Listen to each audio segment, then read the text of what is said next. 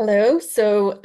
This is the next in the series of Success in Cardiology. And today I am delighted to be able to welcome Dr. Carolin Lerchenmüller, who trained in Germany, did a doctoral thesis in Philadelphia, did a postdoc in Boston, and is now a newly appointed professor of gender medicine in Zurich. She also has always been very interested in promoting women and was the founding member of Women in Cardiology group in the German Cardiac Society. So welcome to this meeting, Carolin. So how about you just start in telling me a little bit about your journey, so particularly what you think helped you to be successful in cardiology?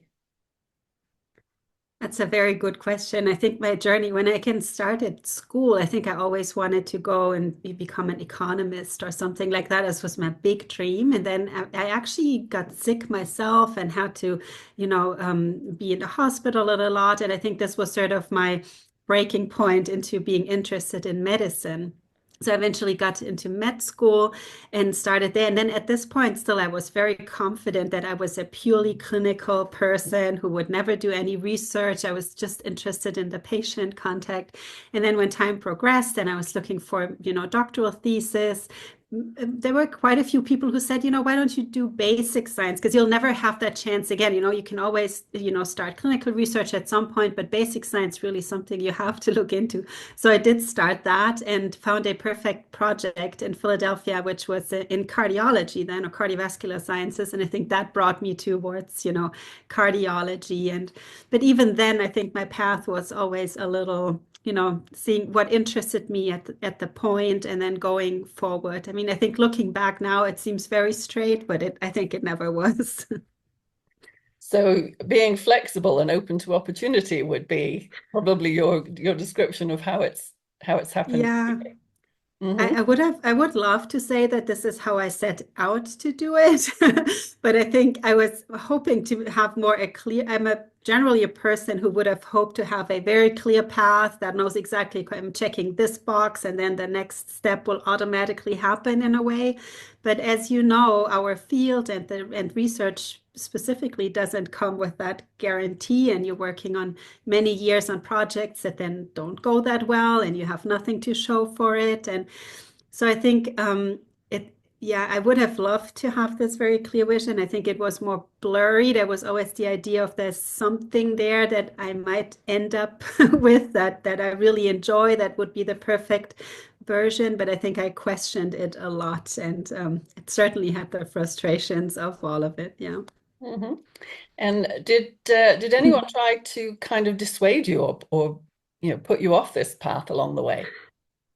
So I think early on, I had lots of supporters, and of course, we're talking about women in cardiology today. So I think early in my career, I often heard that, if you do that, if you really go through with that idea you're having, combining clinical work and research, you'll be one of few women, so you'll certainly have an advantage. You will be picked, and I was so young, and I didn't even think about all of these things, and I certainly knew I wanted to have a family, and I was with my now husband even then for a long time already. So we also knew we didn't want to wait, until we were older. We wanted to have kids early. So I think I was still very encouraged and optimistic. And then I had kids. And unfortunately, I have to say that this is sort of the point where I felt like now it's getting a little more complicated because, I was the person who loved being in the lab day and night and, enjoyed my time there. I never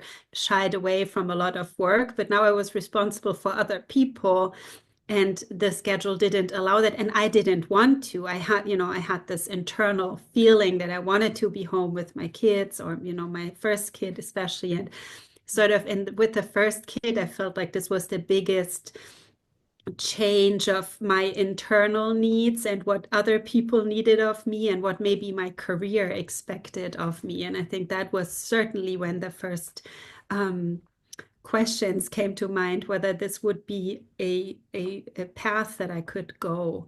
But again, and then there were certainly, because you asked these voices, people deterring you from the path, and then they came. It's like, oh yeah, having kids and a family and then even more kids, that doesn't work well. Or, oh, you should have maybe finished this project before getting pregnant, or maybe you should have done this and that or whatnot. So there were certainly lots of opinions when we started a family. So how did you work out? How did you make it work? So I think learning while going is the idea. I wish I had someone told me how it works. And there are some people who I think certainly, gave me some ideas or clues that I haven't probably even met in person. I remember hearing a podcast from Melissa Wood, who was at MGH at the time, and I was there for my postdoc, and I sort of looked up to her and the group and the Women's Heart Center there. And I heard her speaking, and she said, well, there's times for everything. There's times for your career, and there's times for your family. And of course, you will have to work on both in parallel, but then there's priorities at any given time. And of course, if you have little kids, you need more time for the kids. Or if you're now, your teenager goes to a difficult path, this needs your attention and this needs to be your priority no matter what. But then there's other times when maybe your husband has a little more time, or he's more settled, or the kids are on a smooth path, and you can just make sure you get everything else in straight. And I think that's one learning for us as women, is that it's okay if it takes a little longer, one or the other, and that your work is still worthy of being out there, and it's worthy to continue, because you'll be back eventually, and if everything goes well, your kids won't need you, at a certain point in time, and you will still be a very active person who could contribute to, clinical work or research. So I think it's a sort of being resilient and also listening to your own needs and the needs of the family. I think that's very important and difficult. So I believe that you were in Germany for two of your children and in Boston for one when you first had them. So in Germany, they give you quite a lot of time off, but being off is not always an advantage for work. So tell me how that worked out for you. So the first time off, I think, so one factor, what I think did, at least we planned it well. I'm not sure if it worked out well, but so the first kid I had in Germany, but he was 8 weeks old when we moved to the US. So that I think in retrospect wasn't a good idea. It would have very much benefited from like having my family around for the first kid. But anyways, the reason why we did it that way was that my husband was already in the US at the time. So I was working in Germany, and then I had my kid, and then we moved to the US where he already was at that time. So sort of blending these like two career paths together, which is also a challenge for sure. But that worked out in a way that he was in a very so demanding time in his career, while then I was able to take maternity leave being Boston, and then also, did I say paternity leave? I meant maternity leave for sure. And then parental leave in Boston when we were all together there. And then I started working again, and he took some time off after that. So I think that is crucial. And then for the second one, as you said it right, I was in the US, and we did I took 3 months off because I was on a stipend that allowed me to do that, and then my husband took time off, and then the little one went to daycare. The last one was in Germany again, and this was sort of my most extended maternity or parental leave, at least on paper, because I was taking that time off, and then COVID time started, and we couldn't put her in daycare and this and that, all these complications that came with that. So I extended my parental leave a little longer. However, at that point in time, I had my own research group going, and certainly I wasn't at home doing nothing. I was at home with the little one while still sort of, always continuing the work. But I think there's advantages, pros and cons to both systems. And I remember very well my Italian colleague in Boston who told me that in Italy they have an even longer way of, even longer maternity leaves or parental leaves. And his wife actually landed a wonderful job out of her postdoc while she was, I think, 3 months shy of giving birth. And he was like, in Italy, that would have never happened because she wouldn't have been hired, with the company knowing that she would now be out for what, a year or two or whatever. While here it was clear, if everything goes well, what we all hope Here in for America. sure. In America, yeah, she was able to, people knew she would be back 3 months after giving birth or so. And she had she landed a wonderful job that she actually still has, like many years out now. So I think it was worth for the company. But it gets something that to consider as well. It's a crucial time in your life, and then maybe someone will not hire you because you're pregnant. And so again, I think pros and cons to both, and also very individual, the needs of the family and yourself. So I thought it was very interesting that you were saying that, of course, you were on maternity leave officially, but that actually gives you some time and opportunity to do research or, work that you can do from home while kids are sleeping or while, older kids that aren't the one you're on maternity leave might be at school. So yeah, so clinical work kind of takes a break, but other Sure. that everyone's involved with can go on. Okay. Yeah, I think the one part here is that you need to know that you won't make a lot of money or no money, depending on the circumstances. So this can be, I think, psychologically a little different because you then feel like, oh, now I'm working, but I'm working actually for free. Of course, I'm doing it for my group, my research, etc. But I'm still working while I should, I'm actually at home. I should take care of the kids. So I think it has to be a good balance. And sometimes it might make sense to even start a small part-time job again or whatever that allows you to at least get that sense of gratification for what you're doing. I mean, that's just something for me personally, that sometimes felt a little as like a struggle. So this longer maternity leave that you're allowed to take or encouraged to take, I believe, in Germany is not paid leave. Is that correct? Yeah, so the maternity leave itself is 8 weeks after giving birth is fully paid, and then you get, depending on what you earned before, you get a bit of money. And I mean, I guess it's good money, but certainly not what you had before. So it's not fully paid. Yeah, it's just like a little support from the government. Okay. So if we turn back then to success in general, um, tell me, did you find a particular mentor to help you succeed in cardiology, or were there maybe several mentors, and in particular, were any of them female? That's a good question. I mean, now looking back, I think I have maybe two handfuls of mentors, because for different times in your life or different questions, you need different people often. And I would say my earlier mentors were all men. I think that's also just by chance the case in our field. But certainly people who encouraged me, to keep doing what I'm doing. Again, I told you a little bit that it wasn't sort of my vision the way I ended up. So I needed a lot of encouragement and support for what, then basic sciences, etc., and academic medicine. And those were men. In terms of family, I think for my postdoc lab, I chose the lab. I was pregnant when I was interviewing.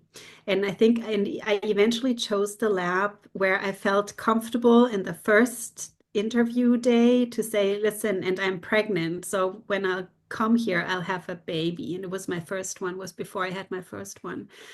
So I think I would say that certainly influenced me, like a person who I felt was, I could comfortably say, this is the state I'm in, and hopefully this is still okay. That was Tony Rosenzweig, who then became the chief cardiology at MGH and was very supportive, who with his very successful wife as well, had 3 kids and managed all of this, and certainly a person and a family we always looked up to because the kids are all wonderful as well. And it's like this, so it can work. And I think it's a mentor and role model at the same time. But then later, I certainly was drawn to other women in cardiology or cardiovascular sciences as well to help me with then the more specific problems that come up with being a woman in the field. Mhm. So how was it when you were back at work and you have now gone back to both clinical work and research when you went back? Mhm. And you had kids at home, eventually 3. So how did you find going to work and coming home affecting your relationship with them?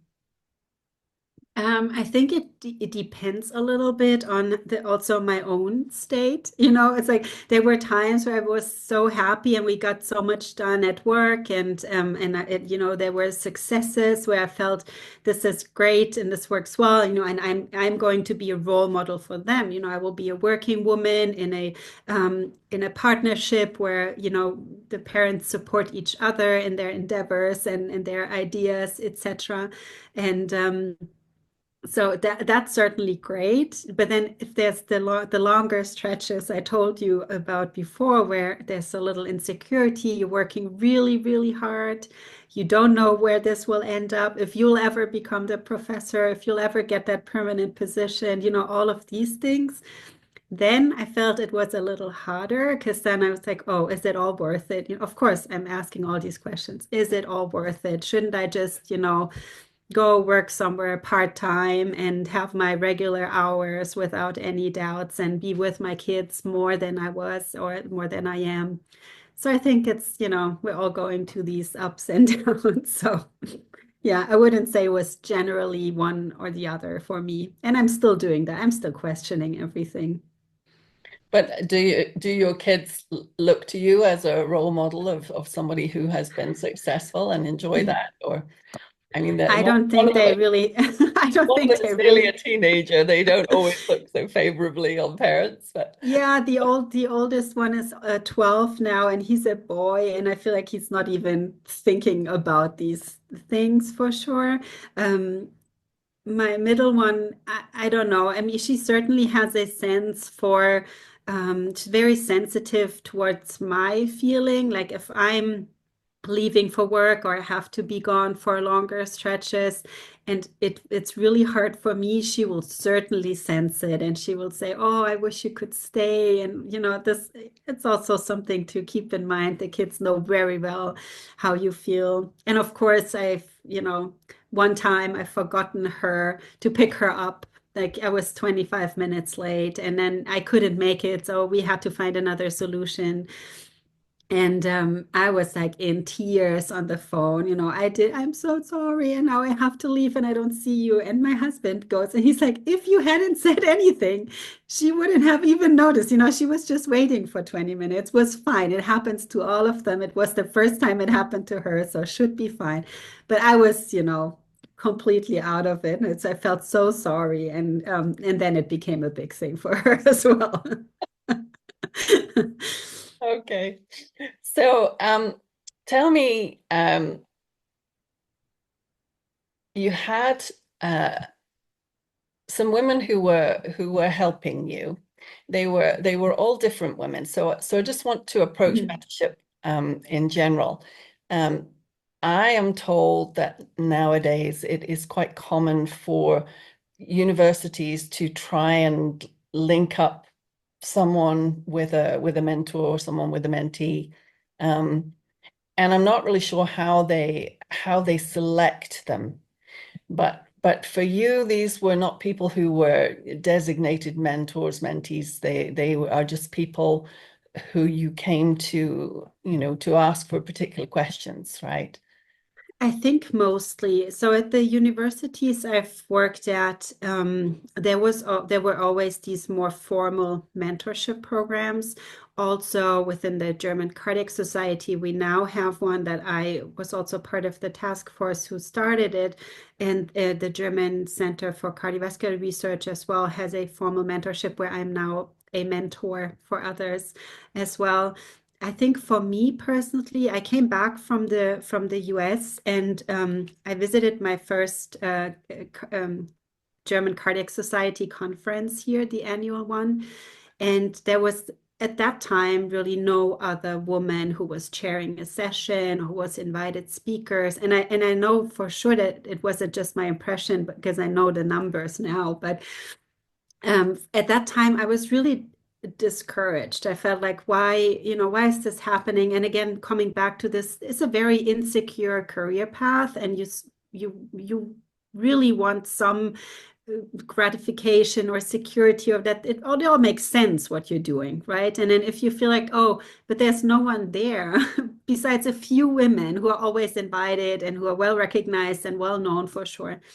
So anyways, I started actually looking at that data. I asked the German Cardiac Society, can I have the data? And I chose one of the, very famous, originally Swiss and now German person in the cardiovascular field who I said, listen, I don't really know why this is happening, but I feel like you would be senior enough to help guide me through this. And we wrote a little paper just reporting these numbers from the conferences for the past, 2-3 years or so.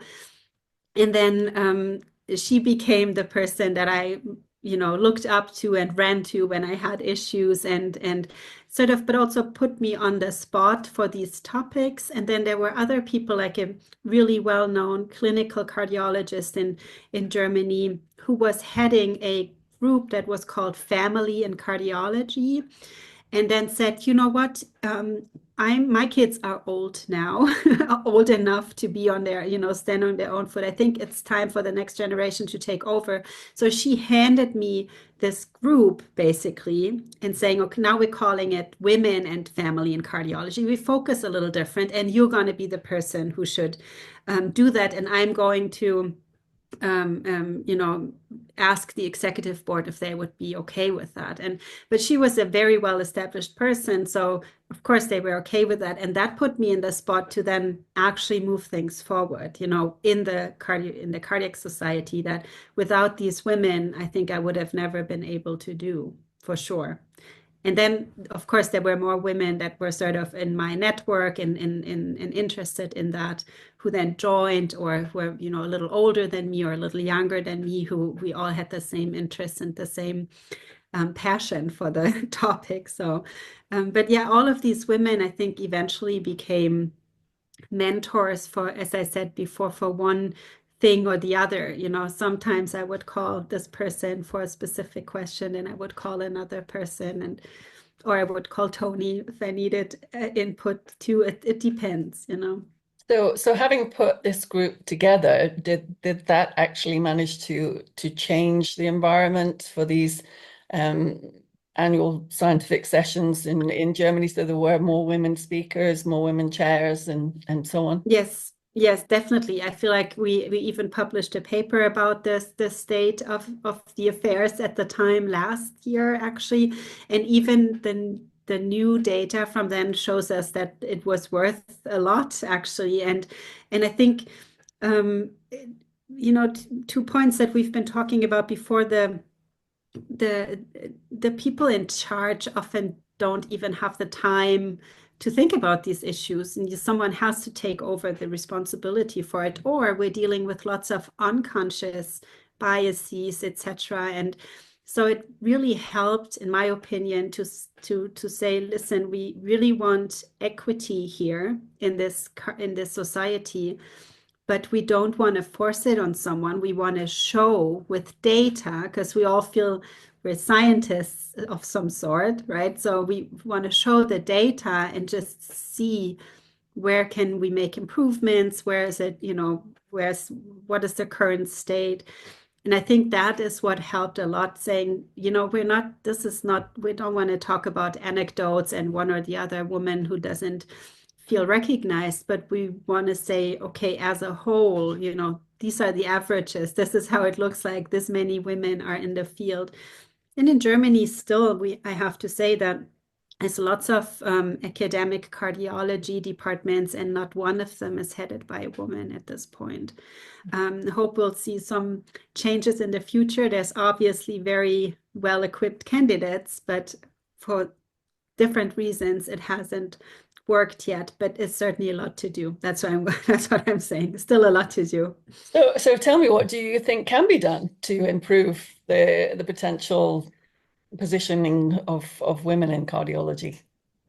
I mean, there's lots of different levels. I think one point I would take out, just because I said before that having a family was certainly one of the turning points for myself. I think it's really crucial that we recognize that we honestly need this workforce as well, this human capital. We cannot lose the women who are very talented, who are, very well educated and good clinicians and researchers, and then having kids and then feeling this courage to not be able to come back to maybe academic fields, because traditionally we didn't allow flexible working models, we didn't allow part-time models, or maybe shared leadership positions or something like that. I think those are the crucial points where really, at least I can say in Germany, it's still not that easy. And it's a huge step forward if then a department commits to opening up, even intensive care rotations for part-time work, or, shared spots or something like that. So I think that's a huge, huge opportunity here. But having said all that, all the women who chose not to have kids or don't have kids for other reasons still have a hard time as well, for sure, because we do have these biases. They might be unconscious at the most part, but we certainly also still see discrimination very openly. And this has to be tackled. I mean, it's just not okay. So we have to find ways to mitigate that. So one of the ways you found that worked was to write a paper that kind of brought it out into the open, because clearly there are, as you say, qualified women out there, and I've heard that men will say, well, the really great women will always make it, and that's true, but even the average man can make it, and so that's absolutely right. Average woman should have a chance as well, and that would be the answer to anyone who says they're making it easier for the women. It's been harder, and making it a little easier for them does literally just make it more equitable rather than advantageous. Absolutely. Yeah, that's absolutely right. And I think one crucial point is to say in that, in sort of that measures that they need to be coming from the top. I think that's also, lots of what we're doing, also what I've been doing, it certainly feels like a grassroots initiative more than anything else. Lots of women coming together, maybe a few men joining, but then we'll still, mostly do that in their free time as a passion project on the side, trying to work, towards reaching these goals of equity, while really this should be coming from the top. And at some point it has to become a top-down approach, in a way that we need these measures, anti-bias trainings, or prevention of discrimination, harassment, etc., that have to be implemented from the people who are currently in charge. So if we still need to convince them, for sure, that it's worth fighting for equity. Yes, and we need to get more women like you to be in those top positions. Yes, absolutely. And one of the things that I think has held that back, because there are more women in leadership positions now, and these are the women that I'm interviewing, is because we want to showcase that it is possible to be one of the leaders in cardiology as a woman, but a lot of them have made it by trying to fit in and by being, acting a little bit more like their male colleagues. And, at some point, we do have to get to the point, I think, where women can be women and be at the Absolutely. top. And that's coming because of the grassroots activity. I think there is a bit more of a swell, and women wanting to go out there and be women and be successful as themselves and bring to the table things that women bring.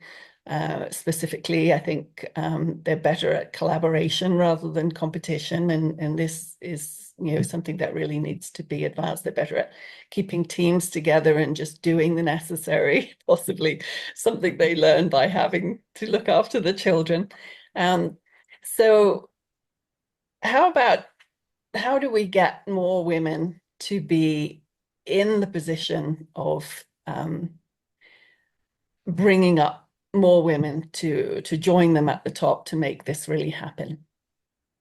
Yeah, I mean, again, I would say data, data, data, just showing what it needs. And I think that one of the things you mentioned is crucial is that often women try to be men or behave in that way in order to progress. While I think we need many more women, like also the ones that I've been looking up to, who say, no, there's times where I need more time for the family, and there's times where I need to be very active in my career, but I'm still worthy of this. The world needs my input in a way. I know that sounds very high, but I guess going through these paths where you really question everything and whether or not this is worth it, to sort of believe in a path that will eventually work out for yourself. I think that is critical. That's what I would say to the women who struggle or who doubt that they will make it. And then honestly, I think for me, I reached a point in my career at some point where I felt like, okay, I think I can do something good in whatever happens. If I can't continue my clinical job, if I eventually notice that it doesn't work with the family life, I'll find something else, but I will still be able to do something good. It's something that is good for me and maybe good for other people. Maybe I can still contribute. And I think that is important as well, to sort of have this plan B that you hopefully will never have to pick, but still there, and still be convinced that it would be good. It would be okay. I think that is important because it is very difficult for everyone in the academic environment to survive or even progress, But I think for the leadership team right now, it is important to learn about the struggles and the hurdles and the roadblocks we have as women and make sure we mitigate them. And I think that is very, very, very crucial. And we have often, start the discussion about quotas. And honestly, I have never heard anyone being against quotas who really thought this through, like up until the end. But we, in our very, I would say, conservative field of cardiology, we haven't gone down that path, and we're trying to convince, more from again, scientific, purely data-driven ways as to, as you said, why do we need women in leadership? What sets them apart? Why maybe it does make sense to have shared leadership in some positions. Maybe it can be women and men sharing the leadership in some circumstances, or many other models that might actually work and everyone would benefit from. But yeah, so I think it's definitely the women themselves that have to learn to believe in themselves, get equipped with all the tools they need to survive in the environment. And I think we're doing a much better job these days, as you said, with mentorship, coaching, networking, and all of the other things that come with it. But then also the current leadership needs to be open to, travel paths that we haven't taken in the past, and make sure this could work. And I think this is the same with my own position. It's like there's always a negotiation. Can I do home office or not? I'm in a leadership position now. Can I still do home office or can I not? What do I allow my team members or not? And I think And sometimes I notice myself, oh, I haven't looked who's in the office this week, and I'm traveling. I don't know what they are doing. And then I was like, I actually don't care. Like it's just something that is ingrained in me from outside. It's not my nature. I do not want to control anyone. I have a wonderful team now that I fully trust. And that, but it's, sometimes I'm like, oh, where are they? And did he work today or not? And I was like, yeah, I honestly couldn't care less, but I'm still brought up in a system where it matters. And so sometimes I feel like I develop these thoughts that I never thought I had. So let's just wrap up with if you could go either back in time and talk to a younger you, what advice would you have for them? And or what advice would you have for somebody, who's finished their training in medicine and is at the point where they have to decide, do I want to be a cardiologist or do I want to be something else? What would you say to these younger people that they need to think about and to do and to organize? Yeah, I think I would still recommend everyone doing what they're really passionate about. And I think allowing myself, for example, to travel down that path of gender equity brought me to gender medicine, brought me to my now, dream position in Zurich that I'm having. So, and it was against the convention, and people maybe still look at me and don't understand what I've been doing, but I can do everything I ever wanted. I have my lab, I have other scientific interests. I have my outpatient clinic with wonderful patients, and it's a perfect mix. But it's certainly a stretch of insecurity getting there. And I think my younger self, I would just say, you know what, enjoy the daily routine a little more, working with patients, setting up your research agenda, etc., as opposed to always thinking like these 5, 10 years ahead and questioning if it's all worth it. I think that would be important because I really believe that if you do what you love, there will be something eventually. It might not be the position that your conventional surrounding will think would be perfect, but maybe the perfect position for you. So I think that is certainly something I would tell my younger self. And what I would tell others is also reach out and make sure you talk to people who are maybe a little older, a little further advanced, who have been doing something that you really think is cool and exciting and you would want to follow. And most people are so open and helping and giving advice, or maybe not even advice, but just different perspectives that you don't have yourself. And I think that's especially true if your family, like in my case, I'm first generation academic. So I have a wonderfully supportive family, but they were never able to help me in these specific questions, but I have a neighbor who is now a retired professor who was heading an institute. I can call him, and say, listen, I need some input. I think that is some of the reach out, talk to people. Everything is easier in a group and when you have support and a network. So do what you love and ask for help when needed. Yeah, absolutely. That's lovely. Thank you so much for your time and your input and for being an inspiration for the women who are coming up behind you. Thank you. Hopefully. Thank you so much.